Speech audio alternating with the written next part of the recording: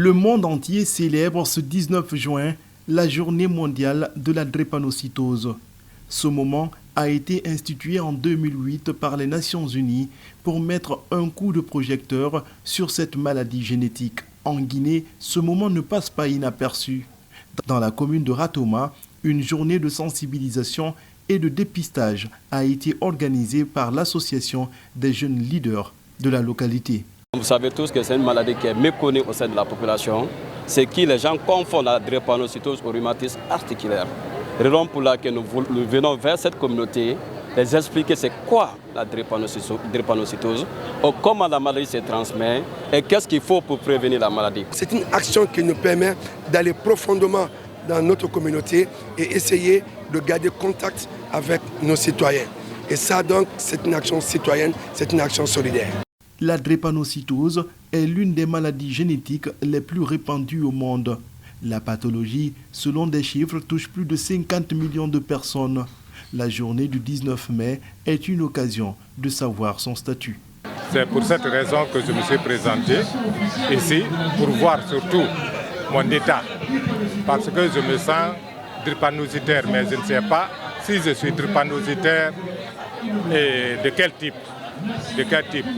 Donc je suis venu avec mes filles que je connais drépanocytaires. Pour les victimes et leurs parents, c'est le lieu d'appeler les décideurs à renforcer les efforts de lutte contre ce mal.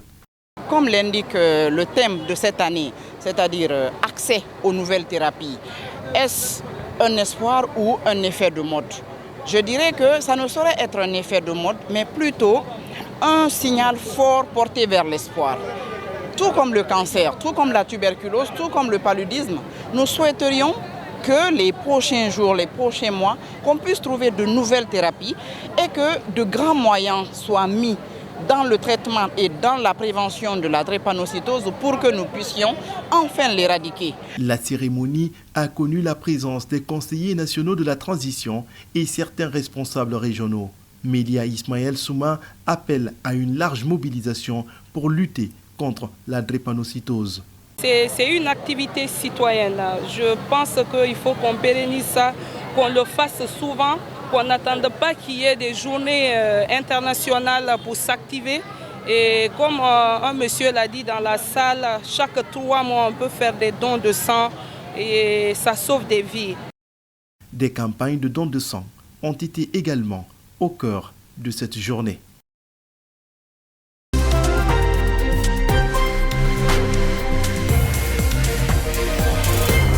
Pour un festival des grillades qui tient toutes ses promesses depuis près de 10 ans, les bonnes marmites sont toujours récompensées. Pour cette 8e édition, Yokam ne déroge pas à cette règle. On a pour coutume d'offrir des cadeaux aux gagnants de notre concours culinaire du Festival panafricain des grillades. Donc cette année, on n'a pas dérogé à la règle en fait. Et la particularité cette année, c'est que c'est un lauréat qui a déjà gagné le Festival des grillades. Donc c'est les gourmands de chez Curtis. C'est la 2e fois, je pense qu'il a gagné la 5e édition et maintenant la 8e édition. 5 restaurants ont été lauréats de ce 8e acte. Ils ont su se distinguer par la saveur de leurs différentes recettes. Les gagnants repartent avec d'énormes récompenses des partenaires de l'événement. Vous pouvez constater que depuis un bon moment, on est avec Beaufort Lager, c'est notre marque premium, parce que le Festival des panafricains des grillades est un événement premium. Dans la phase d'annonce des prix, il y a des bouillons aussi, il y a des rejets que nous allons offrir aux gagnants.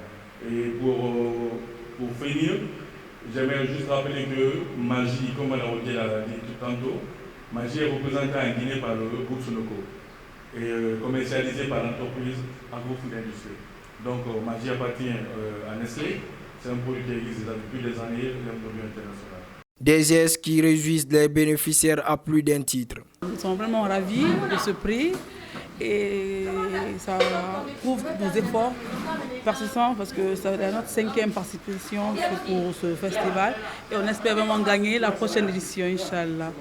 Cette cérémonie intervient au moment où la structure Yokam s'active dans les préparatifs pour la 9e édition du Festival panafricain des grillades. Les initiateurs promettent une organisation plus réussie que les précédents.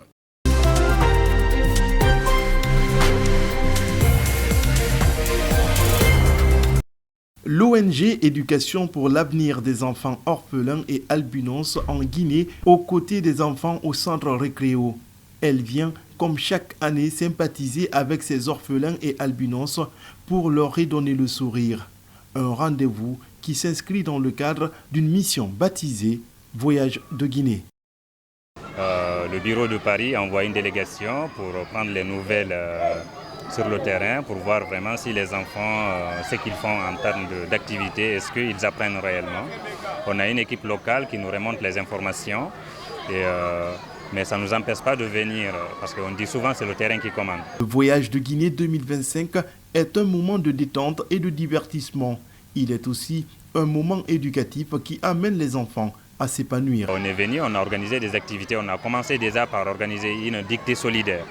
Et également, nous avons détecté certains enfants qui ont du potentiel, mais ils ont un peu du mal à s'exprimer devant les gens.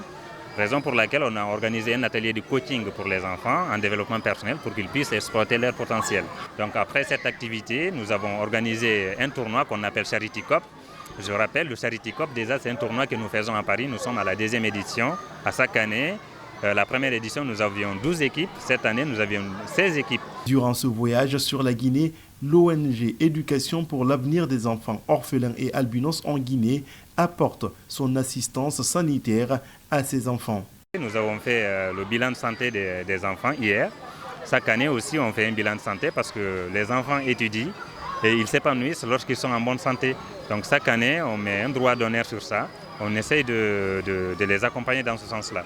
Et pour clôturer le voyage qui se déroule sur 2 semaines, on a organisé une sortie récréative dans ce parc-là, Récréo, qui se trouve ici à Anta. Pour les enfants, il y a tellement de jeux, ils ont profité, il y a la piscine, ils ont nagé, ils ont sauté, ils ont dansé, les enfants sont très enthousiastes. Un moment de joie et de partage qui réjouit les parents des tout-petits. Cette initiative, je pense que c'est ce que chacun de nous, Guinéens, devait faire parce que les questions des politiques publiques sont recentrées aujourd'hui sur la question de l'enfance. Parce que nous aimons tous dire que les enfants sont l'avenir de demain. Mais encore une fois, si nous ne travaillons pas sur l'éducation, sur la santé et le plein épanouissement de ces enfants, ils ne pourront pas devenir cet avenir que nous souhaitons qu'ils deviennent. Vous êtes en train de vous occuper d'eux, nous sommes très heureux.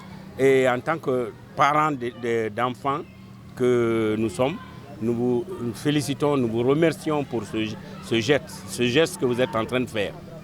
L'ONG Éducation pour l'avenir des enfants orphelins et albinos en Guinée s'occupe des enfants nécessiteux. À date, plus d'une dizaine d'enfants ont retrouvé espoir de vie grâce à cette structure qui entend pérenniser son initiative pour le bien-être de cette relève du pays.